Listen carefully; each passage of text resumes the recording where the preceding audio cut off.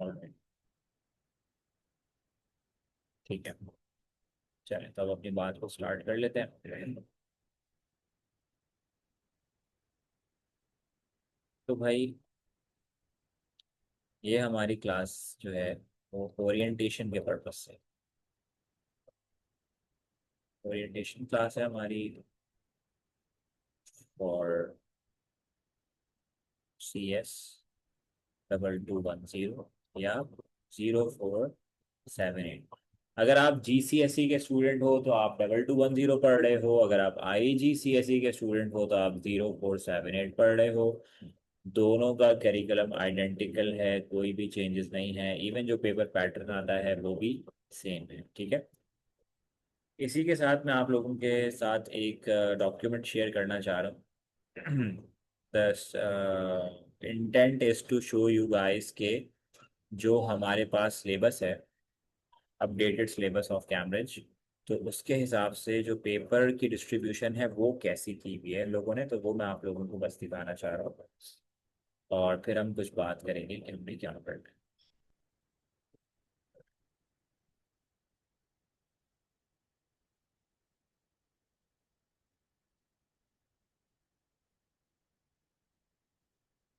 ये देखिए।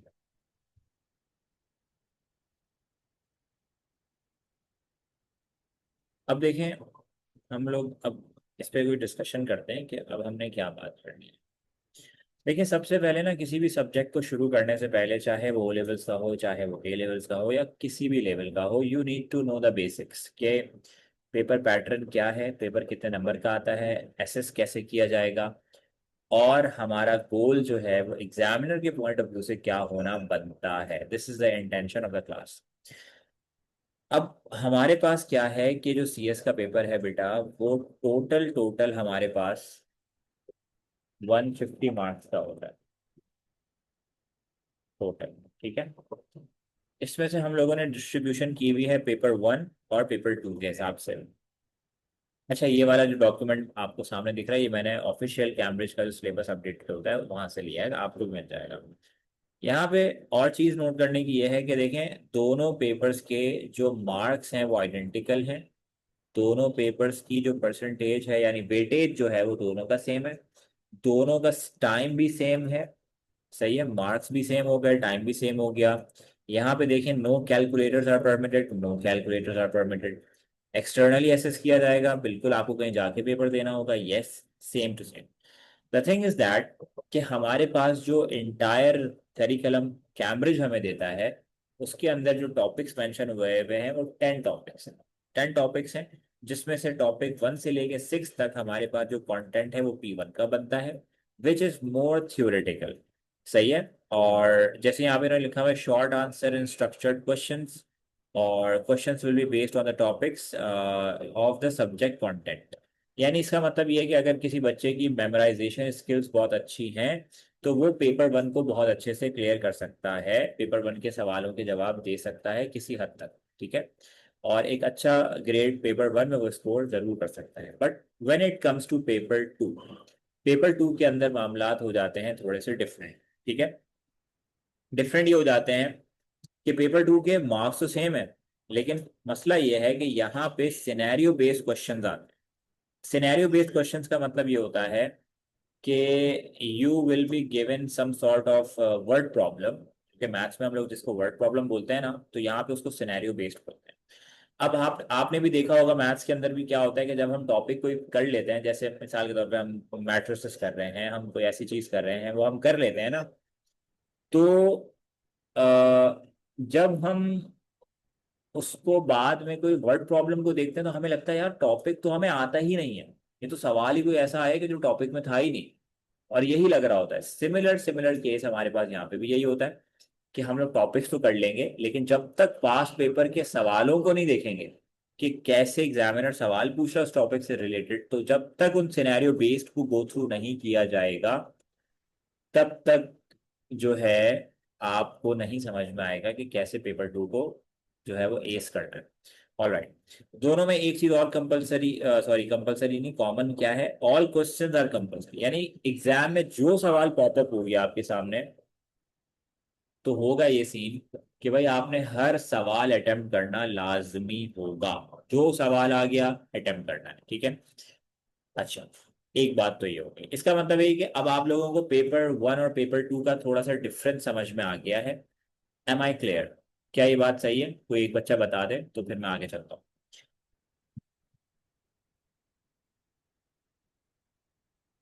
जी बेटा, कोई एक बच्चा बता दे कि ये बात क्लियर है, फिर मैं आगे चलता हूँ।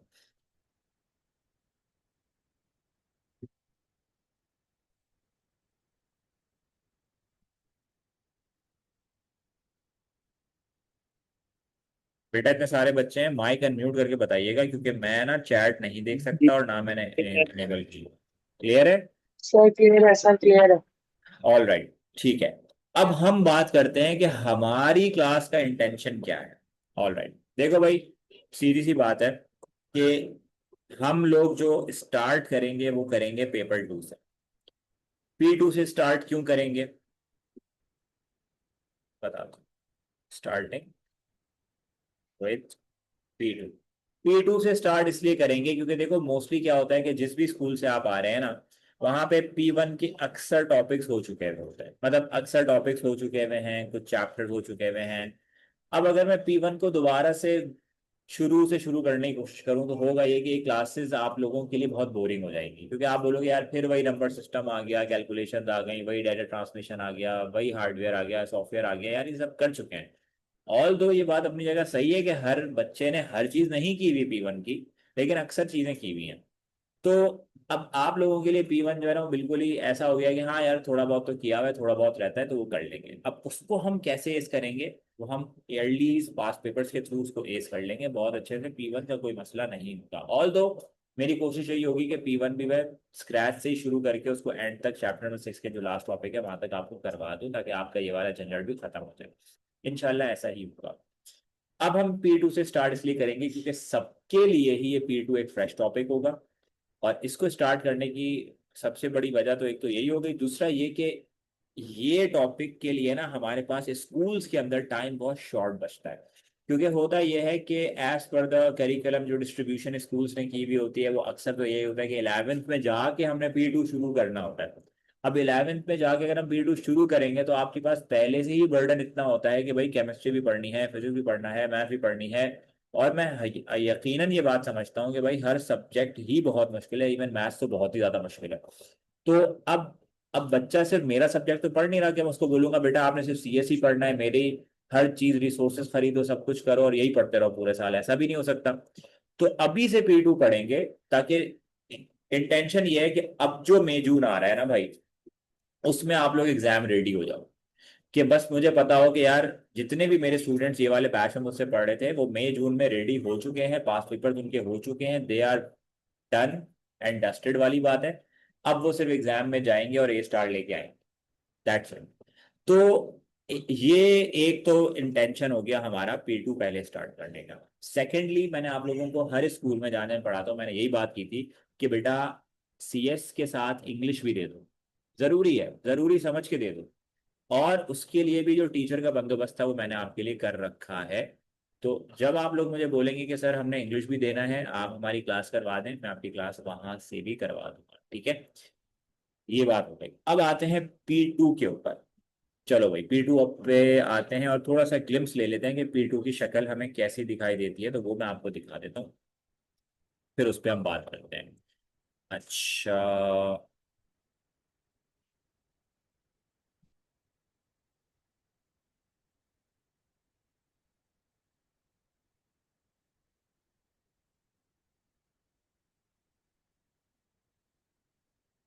देखा मुझे?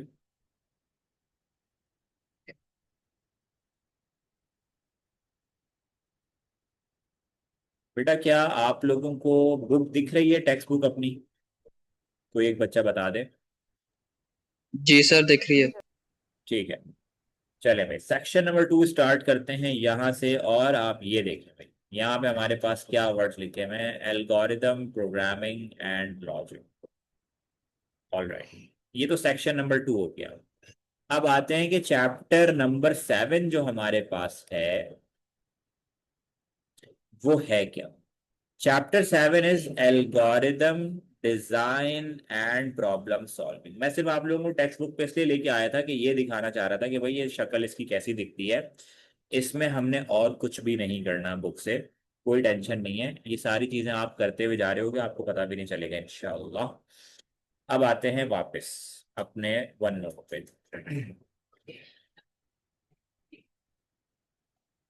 अच्छा जी बेटा, आई होप सो कि आपको मेरी टेक्स्ट वन नोट की बुक दोबारा से दिख रही होगी। अब यहाँ पे बात कर लेते हैं। आरिज अदनान बेटा, ये एनोटेशन नहीं ड्रॉप कीजिएगा, वापस हटाएं इसको, मेरी स्क्रीन पे आ रही है। अच्छा आरिज बेटा, इसको हटाओ, ये मेरी स्क्रीन पे शो हो रही है, एनोटेशन को रिमूव कर दो। Thank you. अच्छा अब आते हैं असल बात पे। भाई चैप्टर नंबर 7 को शुरू करना है। इसका नाम है भाई algorithm, design and problem solving. Alright. अब इस चीज में ना हमें कुछ नई चीजें दिखाई दे रही हैं। सबसे पहला और सबसे फैंसी वर्ड जो हमें दिखाई दे रहा है, दैट इज एल्गोरिदम। राइट। तो क्या कोई बच्चा मुझे ये बता सकता है कि एल्गोरिदम उसके जहन में किस चीज को कहते हैं? आपके जहन में कोई डेफिनेशन हो मुझे बताएं जरा पहले, फिर मैं आपको बता दूं।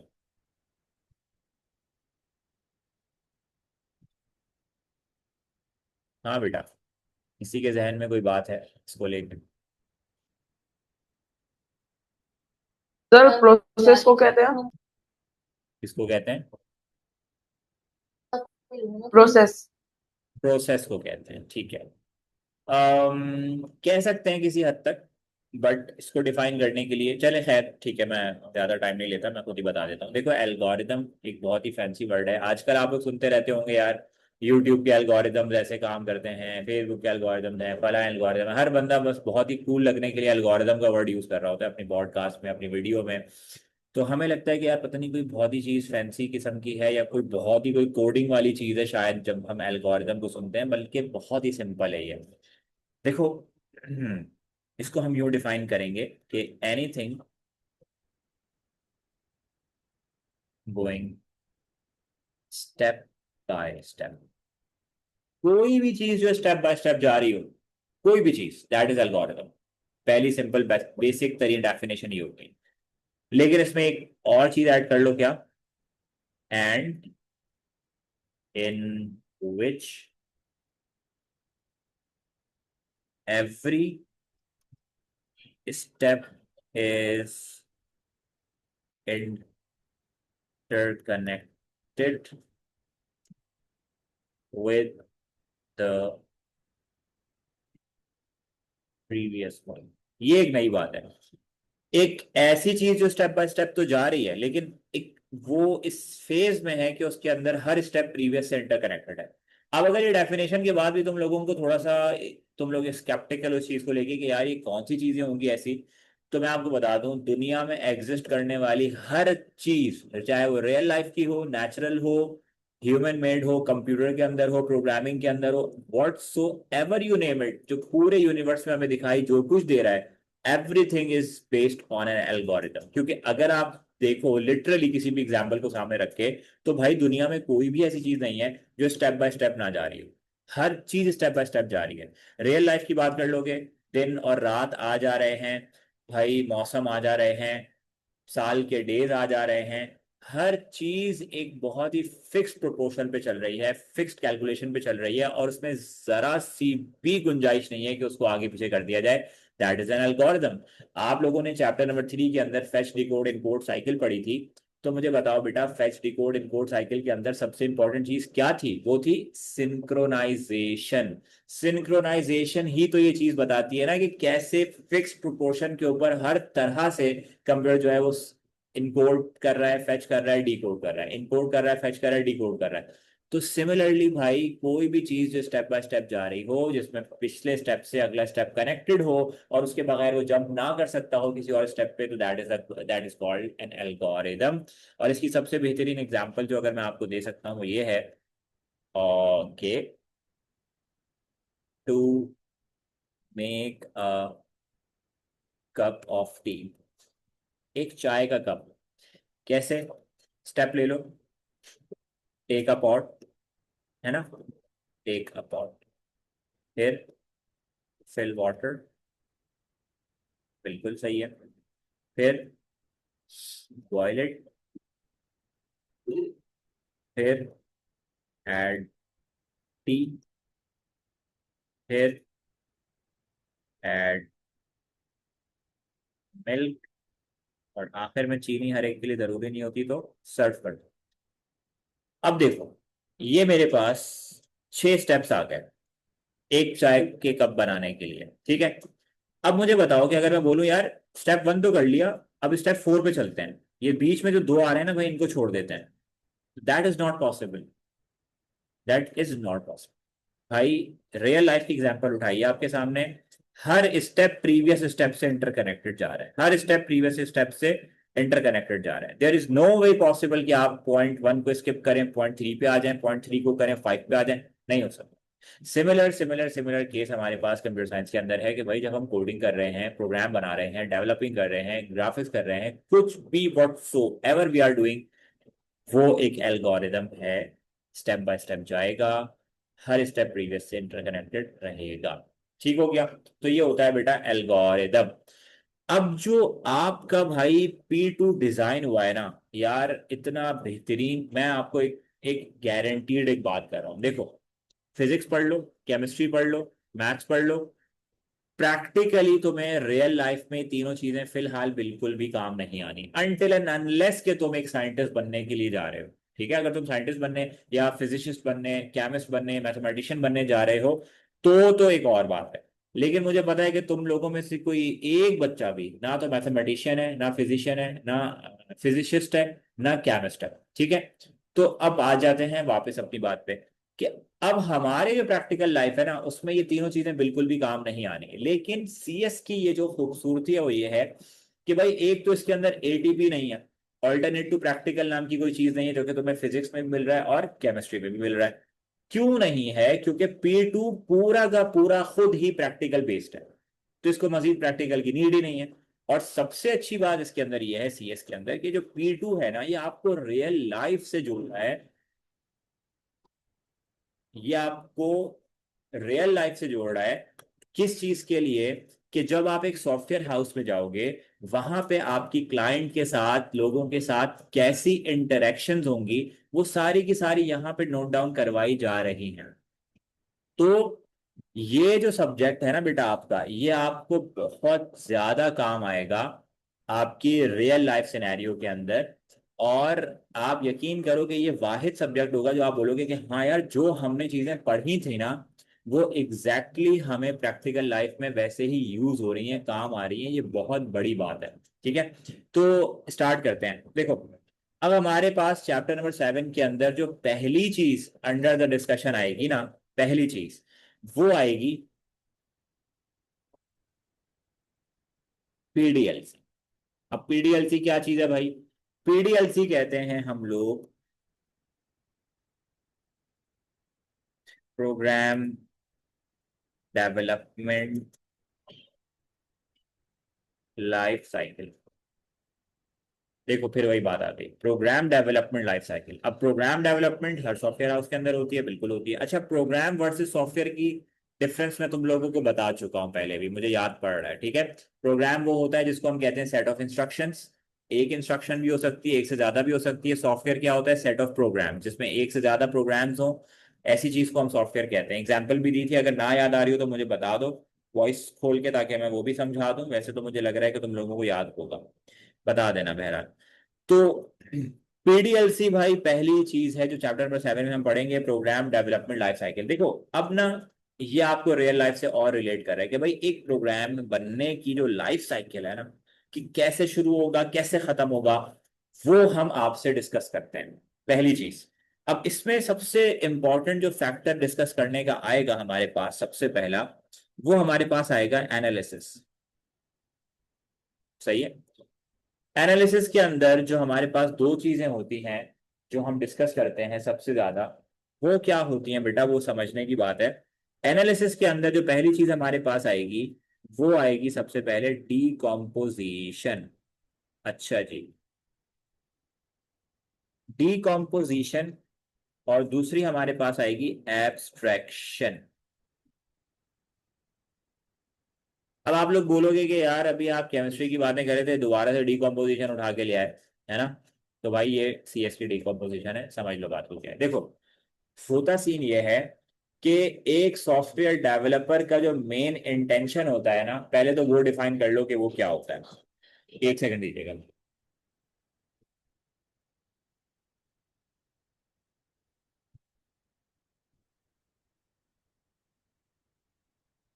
देखो, सबसे पहले तो हम लोग ये डिफाइन कर लेते हैं कि एक सॉफ्टवेयर डेवलपर का जो मेन इंटेंशन होता है वो क्या होता है। वो ये होता है कि आपने सॉफ्टवेयर क्रिएट करने हैं, ज्यादा से ज्यादा करने हैं। तो इसका क्या मतलब है कि आपसे आपकी क्लाइंट्स के साथ डिस्कशन होगी।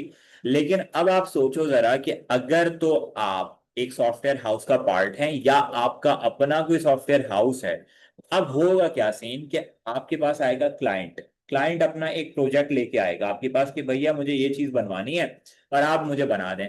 तो याद रखो कि जो भी कंप्यूटर साइंस की फील्ड पढ़ने वाले बच्चे हैं, जैसे तुम लोग मेरी क्लास में बैठे हुए हो, मुझे पता है तुम लोग आगे जाके कंप्यूटर साइंस पढ़ना चाह रहे हो, अक्सर बच्चे चाह रहे हैं। कुछ का इलेक्टिव है, कुछ का नहीं है, कुछ का मेजर है, डिपेंड करता है, लेकिन तुम लोग चाह रहे हो अगर, तो भाई ये मैं आपको बता दूं कि देयर आर 42 डिसिप्लिन्स जो कि आप कंप्यूटर साइंस में ले सकते हैं। 42 डिसिप्लिन्स हैं अलग अलग, यानी जब आप स्पेशलाइजेशन करोगे ना अपनी, तो आप कोई एक चीज उठाओगे इन 42 में से, उसके अंदर चीजें बनोगे। मतलब आप ये नहीं कह सकते कि भाई मैंने कंप्यूटर साइंस पढ़ा हुआ है मुझे सब कुछ आता है। नो नो नो नो भाई, ये नहीं है। या तो आप प्रोग्रामर होगे, या प्रोग्रामिंग में भी आप किसी एक लैंग्वेज के माहिर होगे, जैसे आप कहोगे कि यार मैं पाइथन पे एक्सपर्ट हूँ, मैं वहीं पे काम करता हूँ, ओके।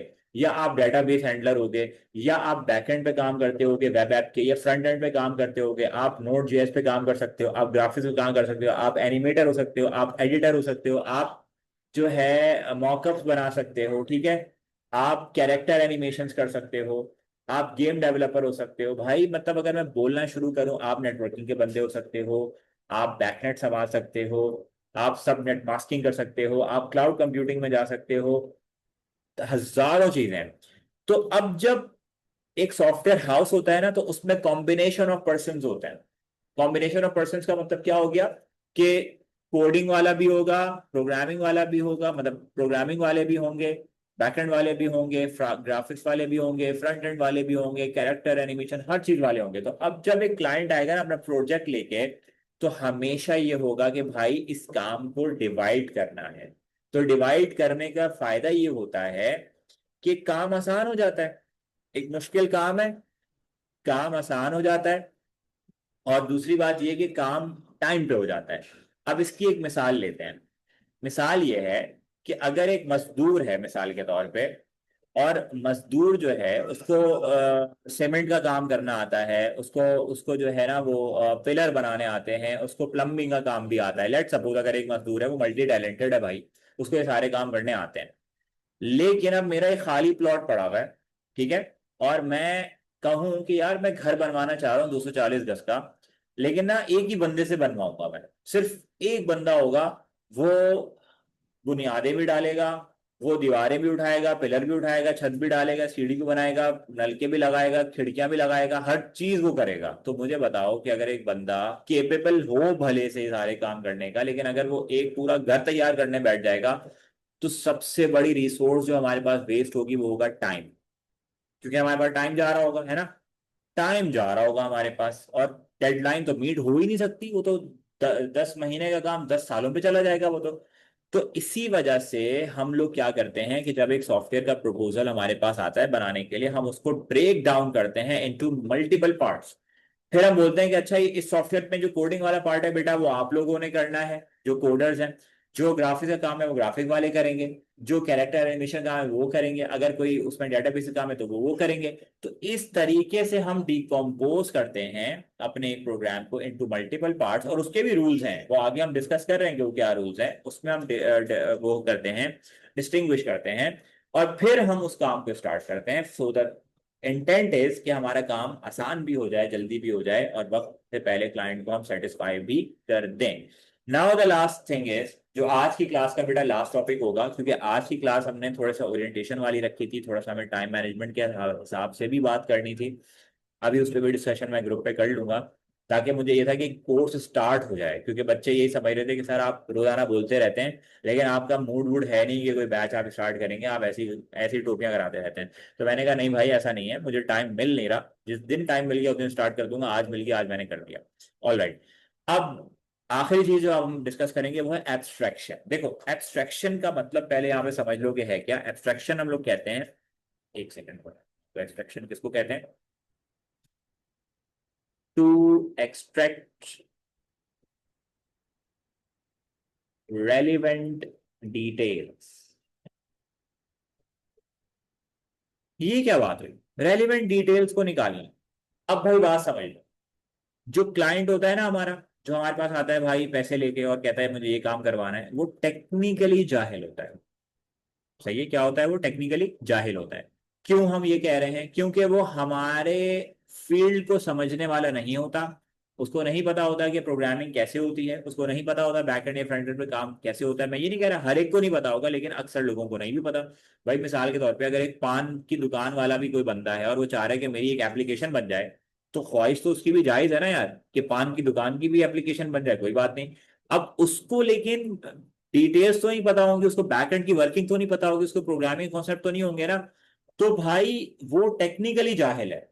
हमने उसको उसी लेवल पे समझ के उससे रेलिवेंट डिटेल्स एक्सट्रैक्ट करनी है। कॉन्सेंट इस बात का ये है, क्या कॉन्टेक्स्ट है इस बात का, वो ये है कि भाई ऐसा ना हो कि मैं उसकी छोटी छोटी बातें समझ के कुछ काम तो पूरा कर दूं, लेकिन आखिर में उस बंदे को समझ ही नहीं आया। वो कहेगा कि नहीं भाई, जो मैंने मांगा था आपसे चीज वो तो ये है ही नहीं। तो एब्स्ट्रैक्शन के अंदर हम रेलिवेंट डिटेल्स निकालते हैं, क्योंकि देखो पाकिस्तान के अंदर ना सबसे लीस्ट इंपॉर्टेंस अगर किसी चीज को दी जाती है प्रोग्रामिंग के फॉर्म में, तो वो दी जाती है इस वाले पार्ट को, एब्स्ट्रैक्शन को। और बाहर के मुल्कों में इसका वाइस वर्सा होता है। यकीन करो बाहर के मुल्कों में अगर कोई सॉफ्टवेयर हाउस में कोई क्लाइंट आया है ना, उनके पास एक दो तीन लोगों की एक टीम होती है जो सिर्फ इस काम को करने के लिए रखी होती है कि वो एब्स्ट्रैक्शन करेंगे। वो क्या करते हैं? वो कहते हैं कि भाई क्लाइंट से उसका रिलैक्सेशन जोन पूछो। तुम कहाँ रिलैक्स होते हो? घर पे होते हो, जिम पे होते हो, पूल पे होते हो, रेस्टोरेंट पे होते हो, कॉफी शॉप पे होते हो, कहाँ होते हो? जहां वो कहेगा कि मेरा ये रिलैक्सेशन जोन है, उसको वहां लेके जाओ, उसको रिलैक्स कर दो। भाई हम लोग क्या करेंगे? वो क्लाइंट बेचारा कराची के सड़कों पे बाइकों में खड्डों में जा रहा है, हम उसको कॉल करें, सर तो आप ही क्या बनवाना था? हाँ ये बनवाना था, अच्छा हाँ ठीक है मैं बना रहा हूँ। वो बेचारा इतने पैनिक मोड में पहले ही चल रहा है, उसको जाते जाते ही पूछ लिया, बेचारा 10 बातें कहना ही भूल गया, है ना। तो वो क्या करते हैं? रिलैक्सेशन जोन पे लेके जाते हैं, रिलैक्स कर देते हैं, सर कॉफी चाय जो बोले खाना पीना करके, उसके बाद जब बंदा होता है ना फ्री माइंड से बैठता है, फिर उससे डिस्कस करते हैं कि सर अब बताएं क्या बनवाना है आपने। फिर उसको ऑप्शंस भी देते हैं, क्योंकि देखो ना आप डेवलपर हो ना, आपको पता है कि क्या क्या हो सकता है, तो आप उसको ऑप्शंस दोगे कि सर ये काम ऐसे भी हो सकता है, ये काम ऐसे भी हो सकता है। इससे क्या होगा कि उसका दिमाग और खुलेगा कि अच्छा हाँ ये वाले ऑप्शंस भी हैं। ये जो एब्स्ट्रैक्शन हो गई। अब एब्स्ट्रैक्शन के अंदर एक एग्जांपल ले लो। जैसे मिसाल के तौर पे कोई बंदा तुम्हारे पास आया, उसने बोला कि यार मुझे वेबसाइट बनवानी है। अब उसने बोला कि यार देखो राइट कॉर्नर पे ना मुझे एक बटन बनवाना है, उस पर मैं क्लिक करूंगा, एक ड्रैग डाउन मेन्यू ड्रॉप होना चाहिए और वहां पे भी कुछ आइटम्स होने चाहिए। सही है, बेसिक बात है। अब इसमें रेलिवेंट इंफॉर्मेशन ये है मेरे लिए कि यार इस कॉर्नर पे ना बटन चाहिए, ये रेलिवेंट इंफॉर्मेशन है। लेकिन अगर वो मुझे ये कहे कि भाई वो ग्रीन कलर का होना चाहिए और जब उसका ड्रॉप डाउन हो तो वो मैरून कलर का चेंज हो जाए, ये इररेलेवेंट इंफॉर्मेशन है, ये मुझे नहीं चाहिए। क्यों? क्योंकि जब मैं बटन बना लूंगा ना, तो बटन बनाना असल काम था, उसके बाद उसका कलर चेंज करना वो तो एक चुटकी का काम है। वो तो आप गए, आपने कलर कोड चेंज किया, कलर चेंज हो गया। तो भाई ये इस चीज को समझो कि एज अ डेवलपर तुम्हें रेलिवेंट इंफॉर्मेशन जो क्लाइंट की हो सकती है वो निकालनी है उसके दिमाग से, कि भाई क्या क्या चीजें मुझे इस ऐप को, इस वेबसाइट को, इस सॉफ्टवेयर को, इस प्रोग्राम को, किसी भी चीज को बनाने के लिए क्या क्या इंफॉर्मेशन मुझे रिक्वायर्ड है, वो तो मुझसे ले लो सारी, और फिर अपना काम स्टार्ट करो। That's how you do it. तो डिकम्पोजिशन है एक मेजर प्रोग्राम को ब्रेक करना। और देखो किसी भी बड़ी प्रॉब्लम को सॉल्व करने का एक बहुत ही आसान तरीका ये होता है कि उसको पार्ट्स में ब्रेक कर दो, तो वो आसानी से सॉल्व हो जाती है और वो लगती नहीं है कि वो इतनी बड़ी इंफॉर्मेशन है। सही है। तो सबसे पहले तो डिकम्पोज करना है, उसके बाद एब्स्ट्रैक्ट करना है। एब्स्ट्रैक्ट कल मैंने तुम्हें बता दिया कि रेलिवेंट इन्फॉर्मेशन निकालो क्लाइंट के दिमाग में से। तो भाई ये वाला काम भी कर लो। अच्छा, तो बेटा आज की ओरिएंटेशन क्लास हम यहीं तक रखेंगे, और इसको पेस को बहुत अच्छे से हम लोग बूस्ट करके चलेंगे अपने इस बैच के अंदर। नेक्स्ट क्लास मोस्ट प्रोबेबली हमारी वेडनेसडे को होगी, और उसके बाद फ्राइडे को होगी। टाइम हम डिस्कस करेंगे अभी ग्रुप पे मजीद थोड़ा सा। क्या किसी बच्चे का आज जो मैंने पढ़ाया है उससे रिलेटेड कोई सवाल है तो मुझसे पूछ लो। हाँ बच्चों, किसी का कोई सवाल है? Sir abstraction.